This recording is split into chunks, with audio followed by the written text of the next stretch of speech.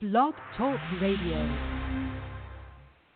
Live from the nation's capital, it's Quintessential Listening, Poetry, with host Dr. Michael Anthony Ingram.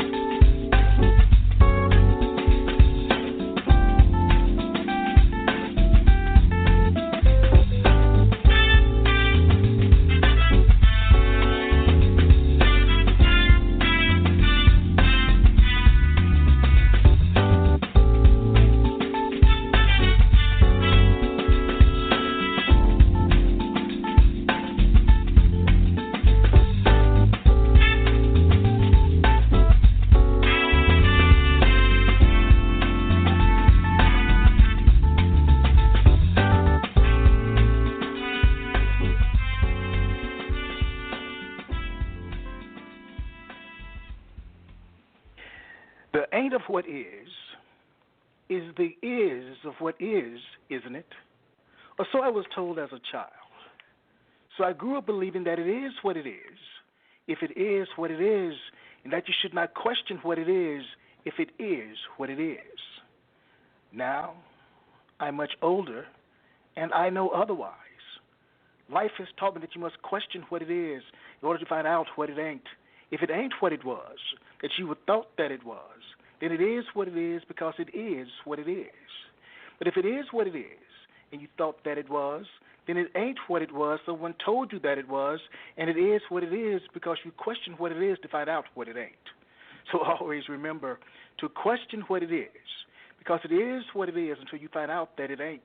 And you'll never know what it ain't until you find out what it is. Good evening, everyone. My name is Michael Anthony Ingram, and welcome to Quintessential Listening Poetry. This is our second episode, and I'd like to welcome a very special guest. Oh, first of all, though, that particular piece of poetry can be found in my new book, When Cherry Blossoms Fall on Black Skin, which will be available at the end of September. All right. I'd like to welcome now a young man who is a Renaissance artist. He hails from Rochester, Minnesota. He avidly performs in theater, poetry, dance, and music. He has written poetry for about 10 years, and in that particular time has won 2 poetry slams as well as published an anthology in 2009. Tonight he will have an opportunity to share his poems of growth, resilience, and perspective with audiences, with young and old alike. So again, everyone, please give a round of applause to our guest tonight, Mr. Dominique Jones.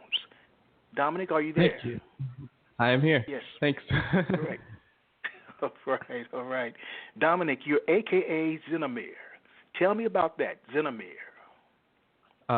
So, honestly, the funny story with this was my name actually started out as a gaming username that I was just making up out off the spot. And I actually really liked the sound of it, and I kind of kept it in my pocket for a while. And when I was thinking about, like, arts aliases for the world of the internet, I pulled that name back out, and I wanted to know more about what it meant before I committed to it in that sense. And when you look into it, Zen or Zine translates to strange or foreign, and Meir goes into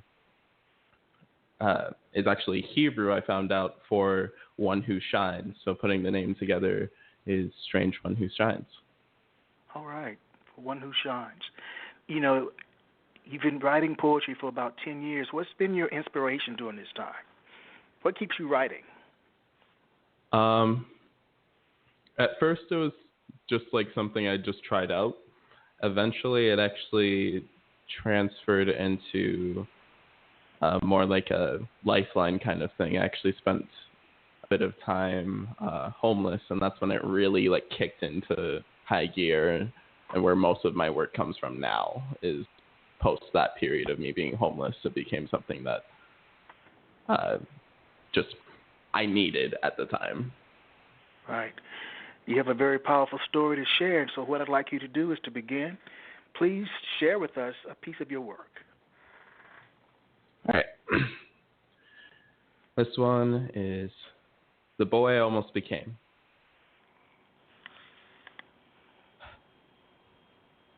I met this boy once.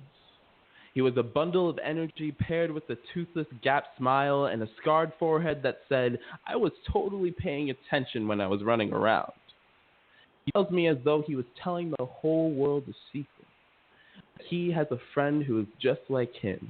They dressed the same, played the same games, and often found themselves getting chased by times because they were running too fast for it to keep up. And this boy would take many trips along the road of my memory. Each time he makes a scheduled pit stop where he drops off the stories of how he and his friend picked up a game of basketball or got in with a real cool group of friends or learned a set of really cool jokes which prompted the first lesson to roast. And I remember my questions that arose like speed bumps trying to slow him down. I asked him, with all this you and your friend business, have you been doing anything for the you and yourself business? And he left that moment with a smile, but came back with a look so somber, I could tell how vacant his heart was. And this boy wanted to express the softer parts of him, and he didn't need words to tell me that his friends didn't agree. Words left his mouth like, guys like us don't do that. Why would you wear clothes like that? Why do you talk like this? Boy left without any happiness in his stride, wandering on a not-so-worn path he thought he knew. This boy was a bird wanting to be free in the woods of identity because I knew he wasn't finding melanin as a comfortable place to reside. And this boy was at a loss of who he was, because in society he was either too soft or too loud, but he was never proud of either. Clipping the wings of personality during the forest fire of fitting in, and what was left was a wingspan singed by the way he should talk, his feathers ruffled where he tried to find his true colors, and then, right at the moment he needed to jump and fly, landed an ashen grave of the boy he wanted to be. And this boy was mourning the loss of himself. And what he didn't know was amongst those ashes was burning feathers paired with a beating heart, poised and ready to fly. The boy I almost became. Wow. Tell me more about that particular piece of poetry. What inspired you to write it? This, growing up, I always kind of had these moments where I felt in between two lifestyles, between like the being that more stereotypical quote unquote black person or not being that and being what I figured was myself. And I had kind of this identity complex.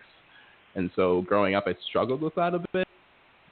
And this was kind of like my reflection upon that now that I've kind of accepted myself more for who I am and who I want to be and that I thought I should be. You know, it reminds me of the work by Maya Angelou, written in 1983, The Cage Bird. And maybe I'll have an opportunity to share that later on, just in terms of wanting to be out, to be free. Mm-hmm. So that's a very, very, very powerful piece. Would you like to favor us again? Yeah.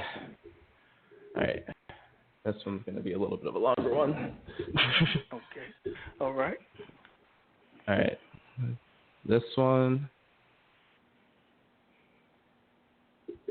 is called Frequencies.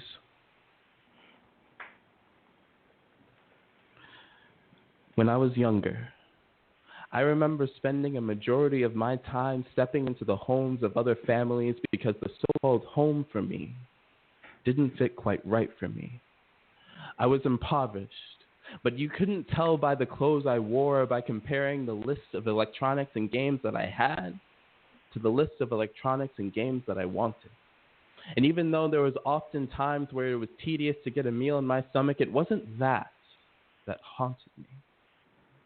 This ghost was my only company in the late hours of the night, then stalked me from classroom to classroom in the peak hours of the day. It followed me so close that my body could be nothing more than a shell for it to live in. My mind became a voicemail machine, and every time that phone went ding and someone would ask, "How's it going?" the response was as follows: "I'm fine. I'm fine. I'm fine. I'm fine." And this message went off so many times for so many people that I actually started to believe it.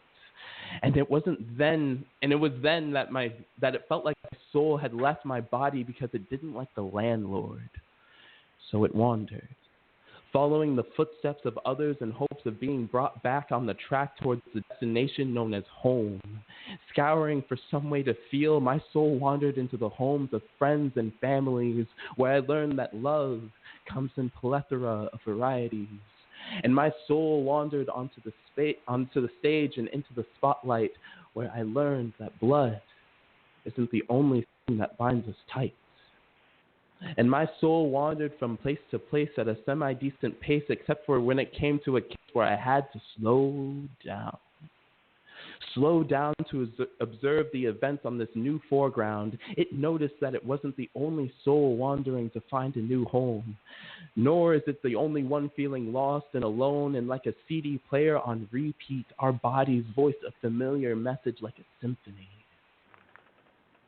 "I'm fine," says the girl with scars riding up her arms like railroad tracks, but they lie hidden within the tunnels of her clothing, just waiting for someone to shine a light in on the darkness. "I'm fine," says the boy whose concept of romance is locked inside his ribcage because he is afraid of whether or not the views of his father's love become the views of his father's religion, all because he doesn't like the girl next door. He likes her brother. And we've all heard these words echo from person to person, each of them broadcasting their own stories over the radio network of community. But why is it that not many of us are tuned in on the right frequency? And we each become sinking ships, sending out SOS messages for someone to save our ship, save ourselves, and save our souls. Save us from the oceans of our dark minds and broken hearts, because no one wants to breathe in phrases like, "You're worthless," "You're a waste of space," and "You're not good enough." Especially when you're drowning in the tide of insecurities, they begin to change and then sting your lungs trying to get out. "I'm worthless. I'm a waste of space, and I'm not good enough." And as we choke on these words in the tide, we actually start to believe them. And sometimes we forget that it's okay to ask for help, as if we for a moment have misplaced those words amongst our emotions. So when we scavenge the battlefield of our minds and pick out a phrase, a simple phrase, when we can't actually hit that help button, it doesn't mean that you can't try. But here is something to be wary of. We are not looking for heroes. We are not looking for miracle workers. We are aware that we are drained, we are scarred, and we are wounded. But we are not broken. We are looking for someone to just be there when we feel we are at our darkest point. We are looking for someone to help us make our troubled oceans more like troubled ponds. That we look back and say, "Look how far I've come," because it's so far away. And we are looking for someone to tune in, answer the call, and bring us home. Frequencies. What does that poem mean to you?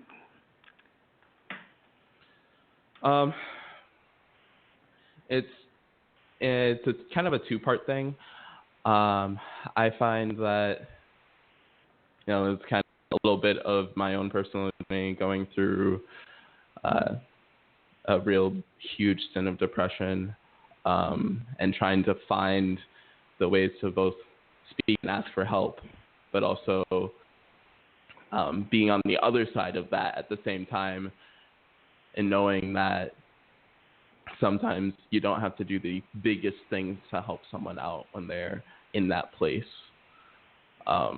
Just need a guiding light sometimes. So that's kind of how I think about it. And that guiding light can come from really anywhere. Just something that lifts you up as you're going through the vicissitudes of life. Some days are good, some days are bad, but finding a guiding light is very, very important. Exactly. The call-in number is 646-787-1631, and we'll be right back.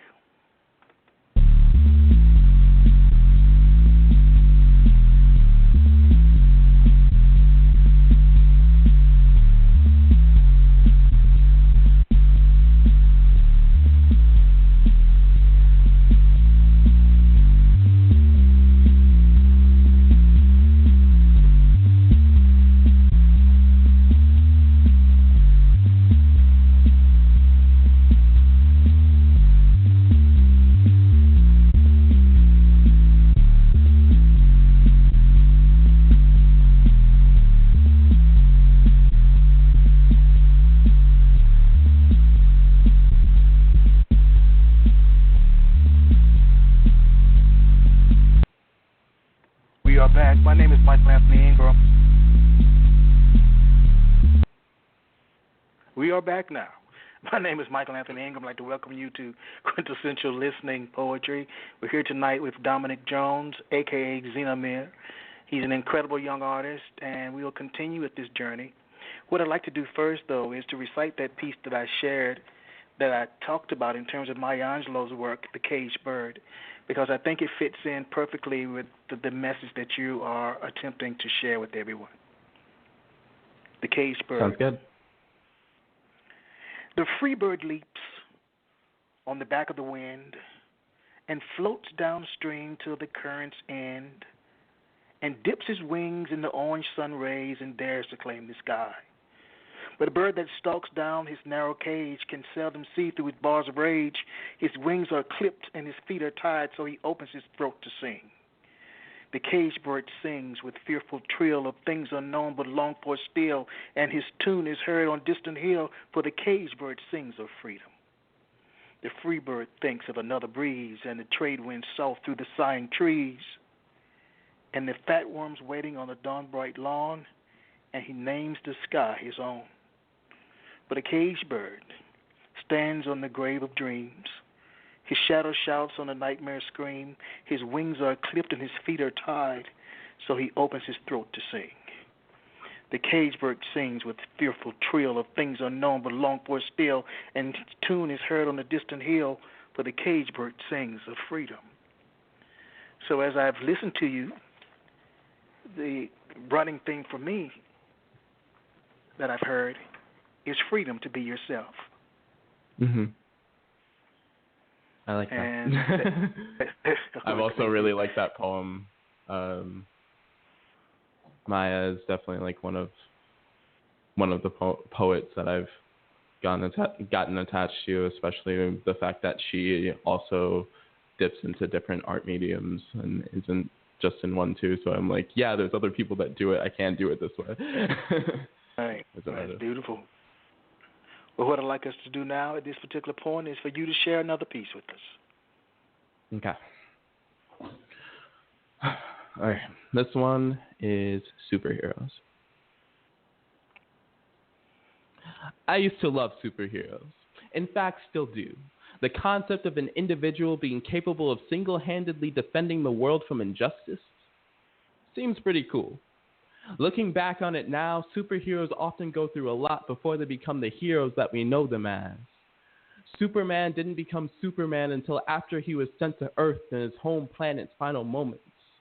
Batman didn't become Batman until after embracing his fear when the tragic play known as murder played with him as the audience and his parents as the leading roles.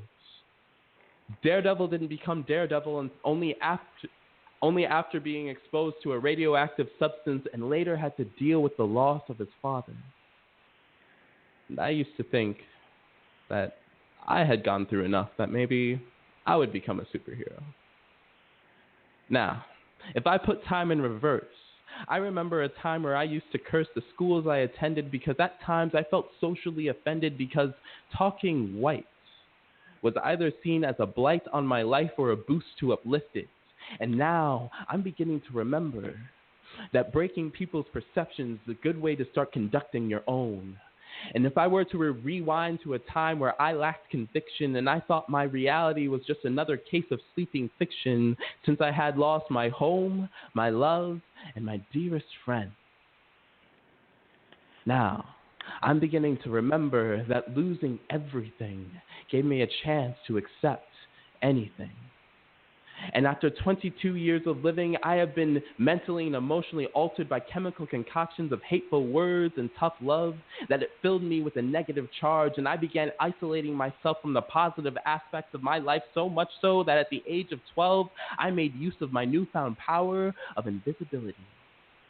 And after 23 years of living, I have been physically augmented so much so that if it came down to fight or flight, I would run faster than most and would be at least able to hold my own in case things got worse. And after 23 years of living, I'm beginning to remember to remain calm, humble, and generous. Misunderstanding my dad and stepmom when there was a lesson to be learned, I'm beginning to remember the teachers, mentors, and friends who pushed me to create, imbue, enlighten, and invigorate through the power of art and touching someone's heart. And I'm beginning to remember that friends who put their disparity aside just long enough not to only tell me but show me that if life throws you into the water with an anchor around your ankle, as long as your heart still beats, you always refuse to sink. And I am beginning to remember that superheroes often go through a lot before they become the heroes that we know them as. And you don't have to be super to be a hero. Thank you. Another very powerful piece, Dominic. Thank you. So when I'm listening, I'm wondering, who am I listening to? Am I listening to Dominique Jones or am I listening to Xenameir? Which one? That's a good question. I guess I never really thought about that. I feel like all in all, you are listening to Dominique. Okay. Xenameir might be a veil. It's there. Okay. Yes. But I want the authenticity to be what's heard. I want the rawness of that when I perform in any sense, really. And I feel that I was saying this to someone the other day when I was actually talking with them, that I look for not necessarily me to be heard, but my words to be heard. Mm. And what is the qualitative difference? I feel I don't really look for moments where I'm going to go up here and talk. It's more like I'm going to share these thoughts with you. Okay. And these thoughts are going to be the things that you hear. And I feel like those thoughts that are building up from within me that come out come with from a deeper place of origin. All right. Does that work? Yes. It works. It works. Because it sounds like you've had a very rich lived experience to be a young man. It sounds like you've gone through a lot and that you've learned a lot about yourself. Yeah. I definitely have always taken time to reflect. It's very important to me. Well, how long does it take you to write a piece? Well, that can be, I think it's usually in a matter of either weeks or like hours.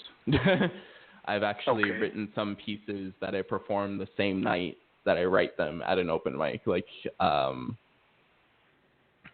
couple pieces from now, not the next one I have lined up, but I'll actually show you what I mean. I do this thing called Inspired By, and I actually get thoughts from random people, and sometimes I try to get that poem.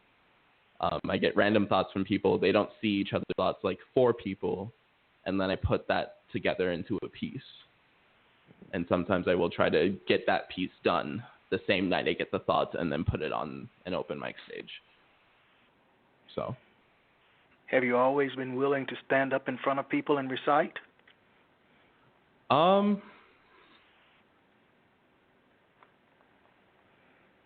It's at first I was like, I don't know, and I'm still a little bit like that, but not nearly as much as I used to be. Okay. So now, I used to frequent open mics a lot, and then it's slimmed down a little bit now. But. And things have slowed down for what reason? Because it sounds as if your voice needs to be heard. Busyness and schedule more often than not. Okay. I can understand that. Do you sit and think through every word of every stanza or verse? Or do you just write freely? That's usually the difference between my 2-hour poems and my week-long poems. Okay. I think if it's something that's really, when I'm writing something that's really affected me, or like it's some life event that I'm trying to reflect on, those are usually my longer pieces that take a longer time to write. And I think about I put a lot into thought of every word that's going into it. And then my shorter pieces, I do still have the same effect, but I feel like it comes out more freely than when I'm trying to work on those heavier set pieces for me.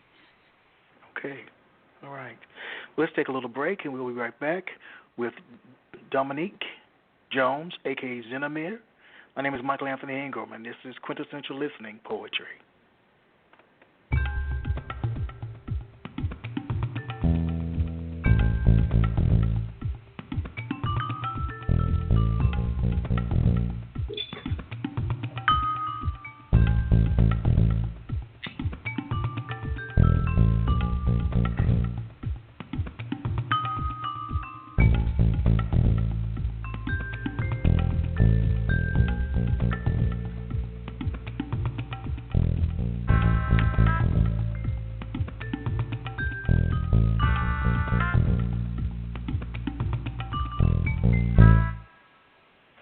All right, we are back. Dominic, do you have another one for us? Yep. Right. All right. So this next one, sometimes I actually compose music to my pieces. It's been something that I've been trying to work on a little bit more, and I'm going to do one of those for you. It is called What Can You Say?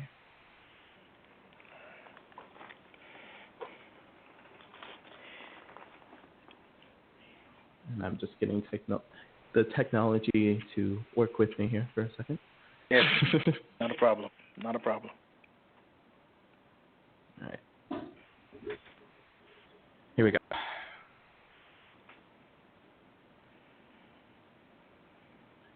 Did you know there may be roughly 1,025,109.8 words in the English language and counting, adding an additional word to the world of language about every 98 minutes. And if you're looking for a translation, that is every hour and 38 minutes. If you're looking for a sense of equivalence, that is 14.7 words every day. Now, while I sit here crunching numbers as though I were in math class, other minds might be caught trying to get past why. Now, what if I told you that if languages were tangible beings, they would be quite amazing beings? They would possess a balance of finesse and distress, meanwhile digress into a state of heated debate that could bounce between idle ideologies and conflicting philosophies in any situation without an ounce of hesitation. Because within them contains a certain power, a power to take fear and all the words like it and convert it from poison to fuel as fear becomes fearless. And by their hand they can chisel hopelessness down into the masterpiece that is known as hope, where it be shown in the galleries of our lives as a piece titled, How We Made It.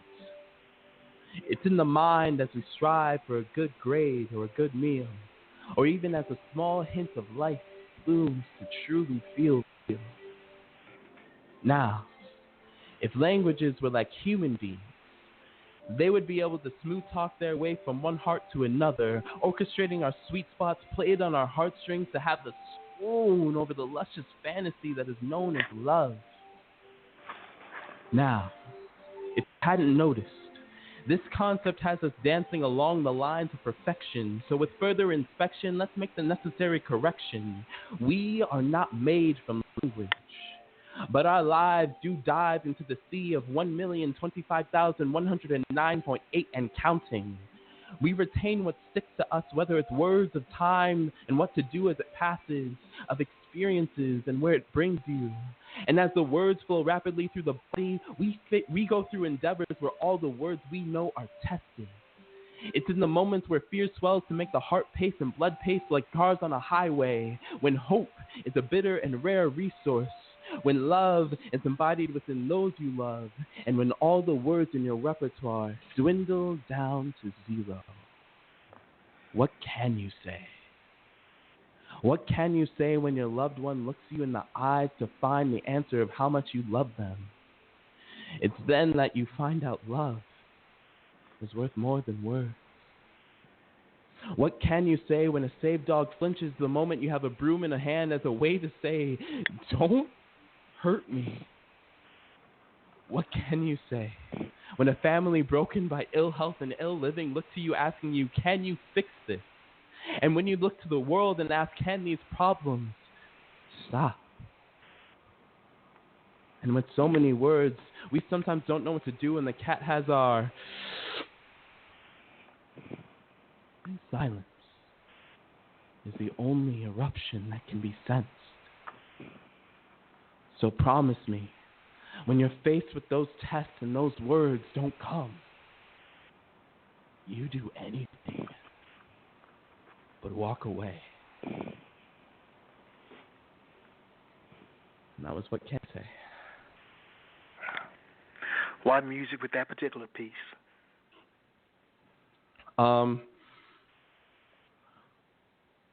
I liked the idea of doing it with this one, and this was actually the first time I did this kind of thing with it, with a piece. The reason I chose this one was with so many words and the different ways you can use language, you can have that same kind of effect with music, and music in itself is like another language. And I like interacting and weaving different aspects together in that kind of sense, and it just seemed like a perfect fit to me. All right. It's beautiful. Everyone, the number is 646-787-1631. If you'd like to call in and you have a piece of poetry you'd like to share to compliment Dominique's work, please do so. Again, the number is 646-787-1631, and we'll be right back.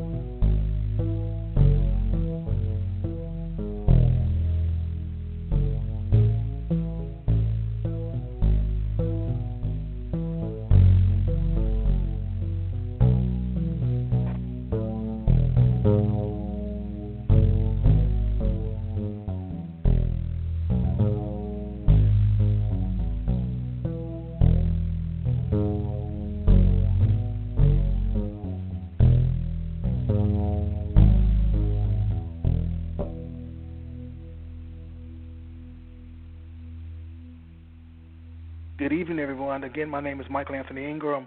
I'm here with Dominique Jones, a.k.a. Xenameir. What I'd like to do at this particular point is to recite a piece, and its title is The Invitation, and it was written by Uriah Mountain Dreamer. It doesn't interest me what you do for a living. I want to know what you ache for, and if you dare to dream of meeting your heart's longing. It doesn't interest me how old you are. I want to know if you will risk looking like a fool for love, for your dreams, for the adventure of being alive. It doesn't interest me what planets are squaring your moon. I want to know if you have touched the center of your own sorrow, if you have been opened by life's betrayals or have become shriveled and closed from fear of further pain. I want to know if you can sit with pain, mine or your own, without moving or to hide it or fade it or fix it. I want to know if you can be with joy, mine or your own, if you can dance with wildness and let the ecstasy fill you to the tips of your fingers and toes without cautioning us to be careful, be realistic, remember the limitations of being human. It doesn't interest me if the story you are telling me is true. I want to know if you can disappoint another to be true to yourself. If you can bear the accusation of betrayal and not betray your own soul. If you can be faithless and therefore trustworthy. I want to know if you can see beauty, even when it's not pretty every day. And if you can source your own life for its presence. I want to know if you can live with failure, yours and mine, and still stand at the edge of the lake and shout to the silver of the full moon, yes. It doesn't interest me to know where you live or how much money you have. I want to know if you can get up after your night of grief and despair, weary and bruised to the bone, and do what needs to be done to feed the children. It doesn't interest me who you know or how you came to be here. I want to know if you can stand in the center of the fire with me and not shrink back. It doesn't interest me where or what or with whom you have studied. I want to know what sustains you from the inside when all else fails. I want to know if you can be alone with yourself and if you truly like the company you keep in the private moments. That was the invitation by Uriah Mountain Dreamer. I like that one. I really like that one. All right. Especially just talking the beauty of being human and the things that can come about that. Right. That's very important to be able to live with yourself, to settle inside yourself, to find out who you really are, and that's difficult at times. Oh, yeah. Who really has the time to focus on themselves to that degree? But if you're able to harness that kind of energy, it'll give you a better understanding of what your purpose is. Mm-hmm. What is your core?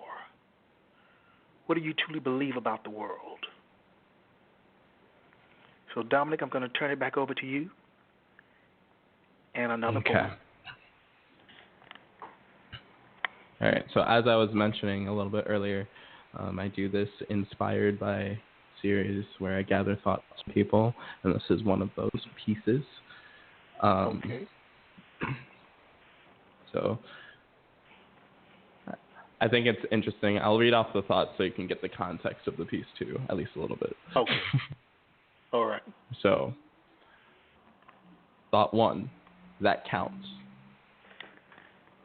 Thought 2, eliminate the impossible. Whatever remains, however improbable, must be truth.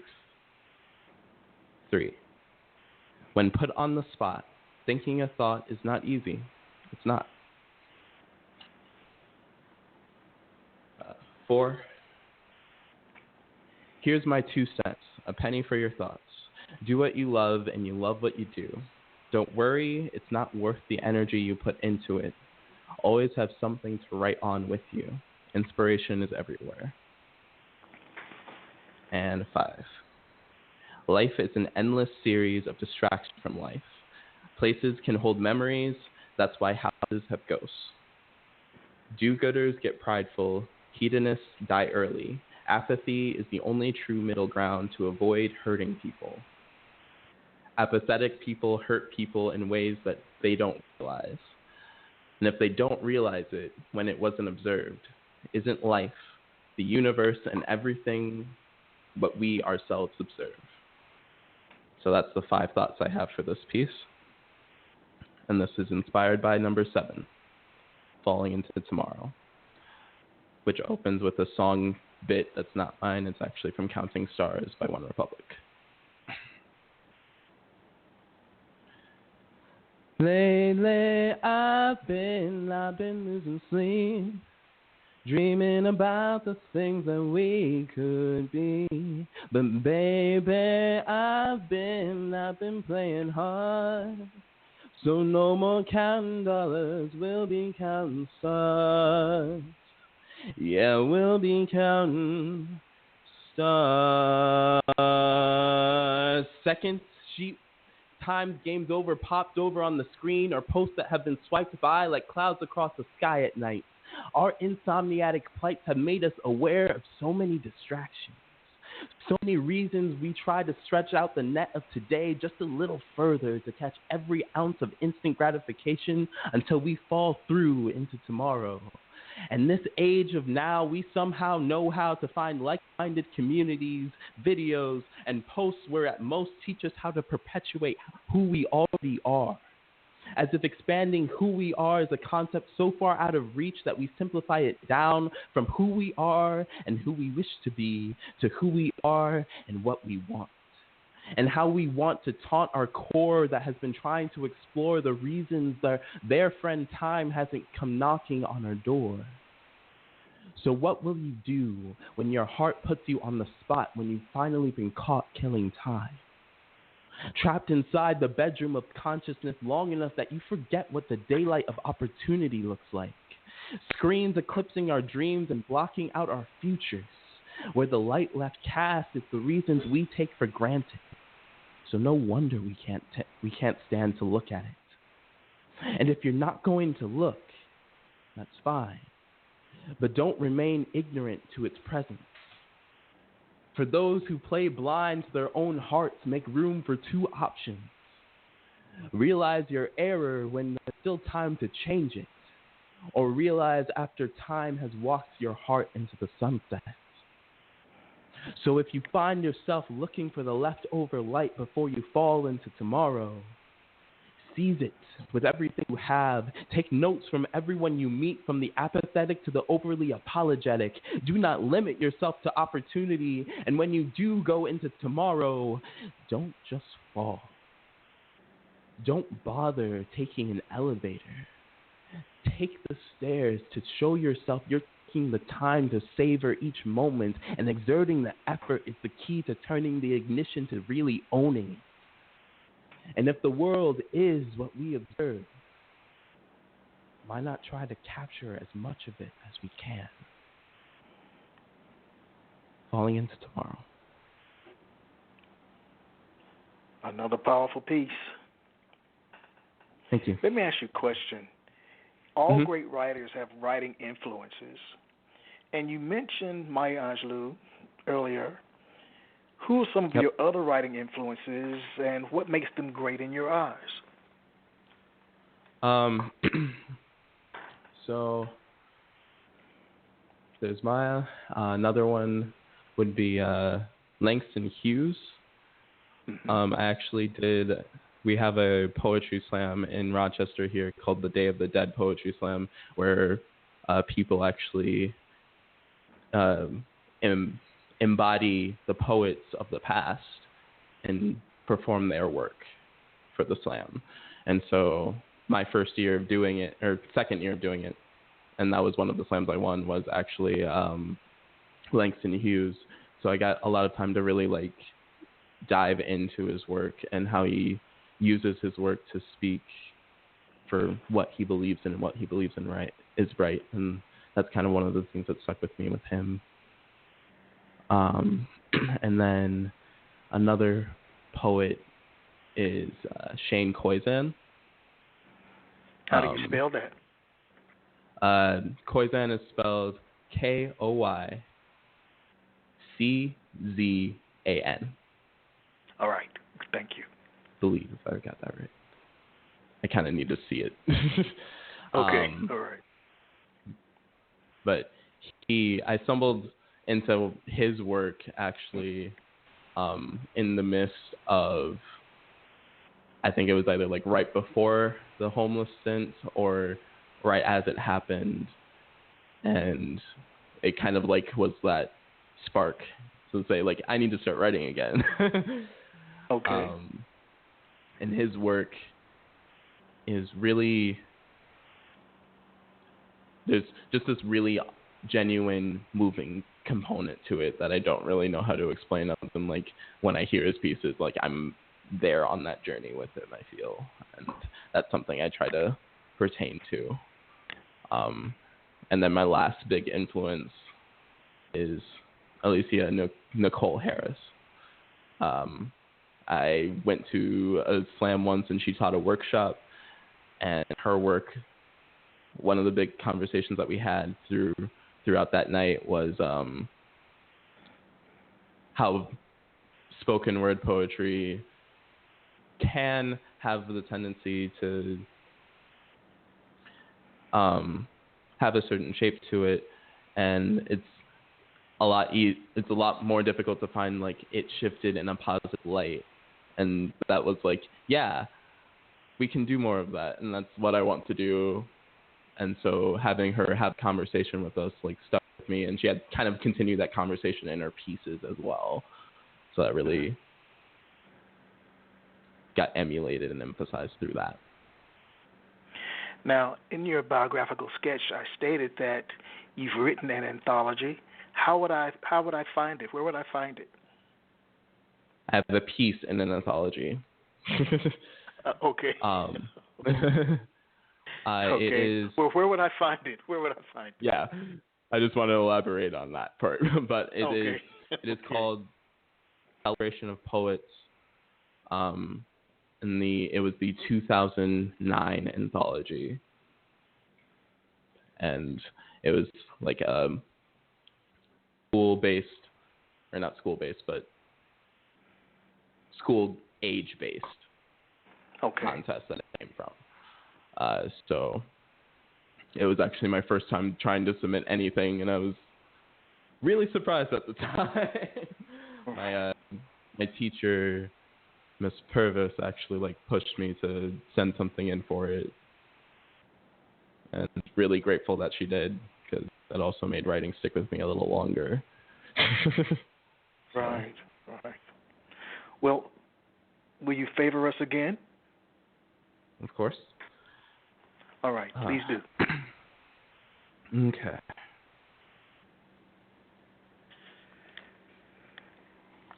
We'll do this.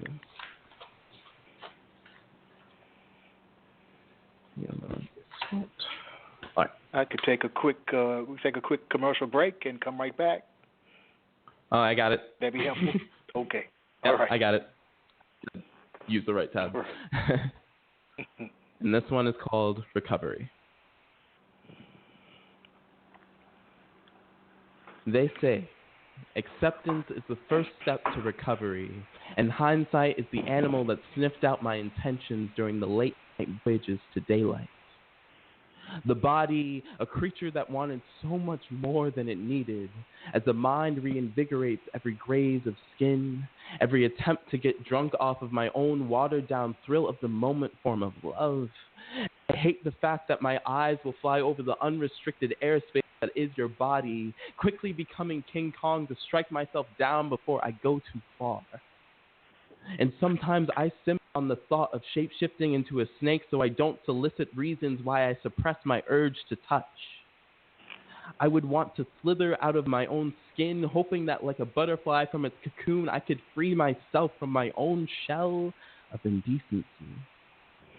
And isn't it crazy how we can consider ourselves civilized, but guys, we have this untamed beast within the depths of our manhood where we have misunderstood what really counts as good. And let's started as primal urges has made whole societies fall methodically into the philosophy that the balanced tip is equal. But what they don't tell you is within every space that it resonates, from every friendship to every workplace, has been leaving us deaf to what people are really saying, blind to what people are really doing, and mute from us saying anything to stop it. And these people are the women in our lives, our mothers, sisters, daughters, friends, coworkers, and wives. And these are some of the influential people who dipped their hands into the clay of life, found hope and determination, put it together, and helped shape you without asking anything in return. So let's give them this.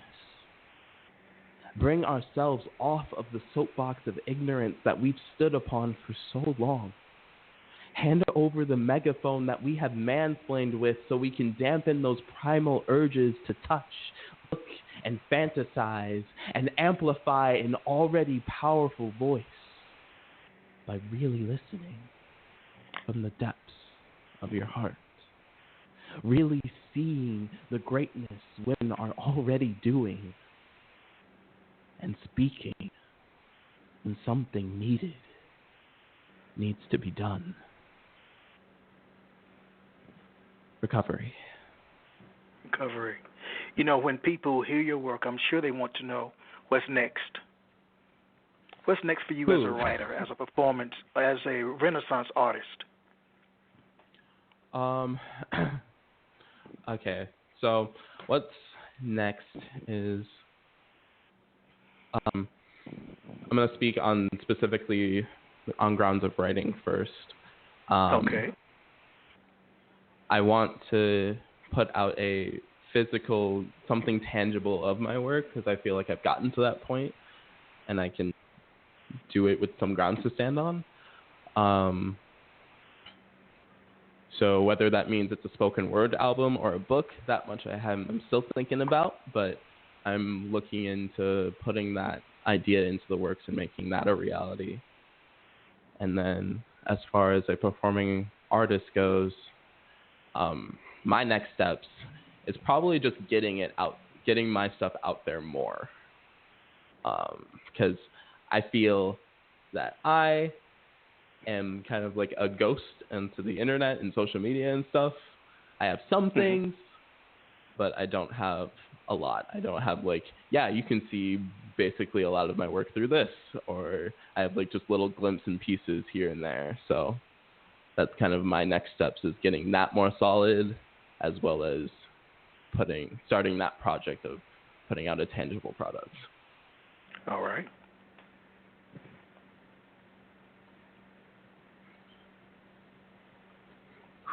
I did find some of your work on SoundCloud. Mm-hmm. So that's the place where people could go to. Yeah, that is one spot that you can look for some of the pieces. I also have a YouTube channel that has some things. Has my other poem that I composed with music underneath, as well as a couple other pieces. But like I said, it's not much yet, so I want to change that. I want to put more things out there so more things can be referenced and found later. But those are the two spaces. You're extremely talented, and the world does need to hear your voice. And so I recommend really appreciate it. putting out as much as you can, putting out as much quality work as you can so that people know that you're out there. We're going to take a little break, and we'll be right back.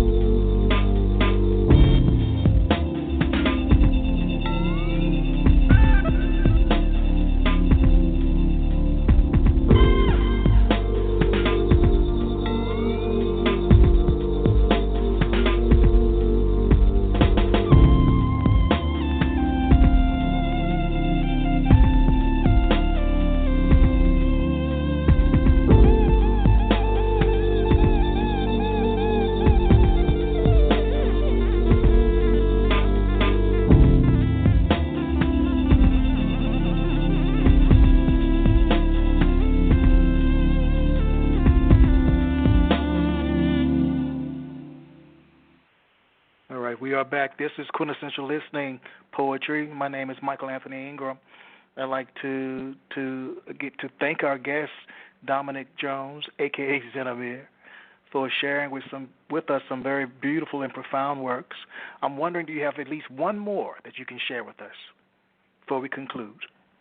I have plenty, but I will give one to close it out because that makes sense. All right. This one is called Note to Self.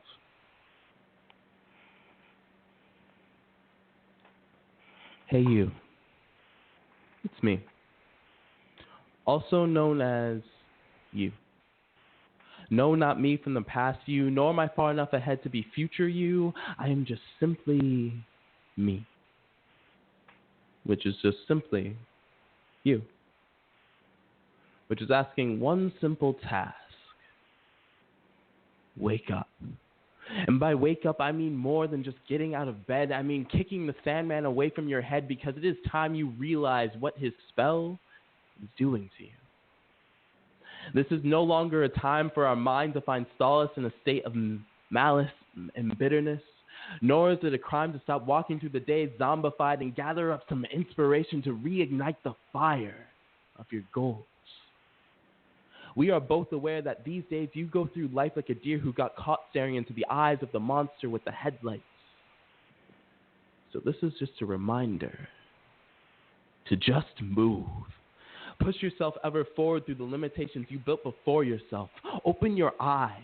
It will only take a second to realize that these are just illusions. Let yourself be free from any obtrusions and no longer perceive your troubles as delusions, because you have been running hard and there is no way you are not going to finish. Keep going. Keep going even when your heart is exhausted and you find yourself carrying a warning label saying, "This heart breaks others."